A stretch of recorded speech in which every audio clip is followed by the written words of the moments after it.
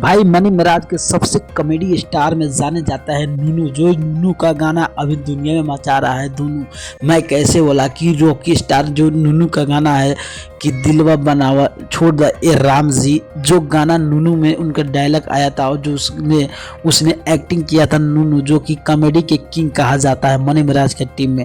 जिसको कोई भी सीन दो भाई उनमें उतर कर वो इतना अच्छा कॉमेडी करते हैं भाई कि सबसे धांसू और सबसे अलग ही कॉमेडी करते हैं और उनको कॉमेडी देखने के लिए लाखों लोग भी पसंद करते हैं भाई। वही नूनू जब गाना आया था कि दिलवा बनावल छोड़ द ये राम जी, वो गाना मैं आपको बता दूं 2 दिन गाना आया हुआ गया और 12 से 13 लाख व्यू जा चुका। तो आप इससे भी समझ सकते हो कि भाई जो नूनी को लोग छोटा गायकार और छोटा एक्टर समझता था भाई, उनका गाना अब इनका मैं बात करूँ कितना ज़्यादा हिट कर रहा है और ये गाना बहुत ज़्यादा मार्केट में भी बज रहा है।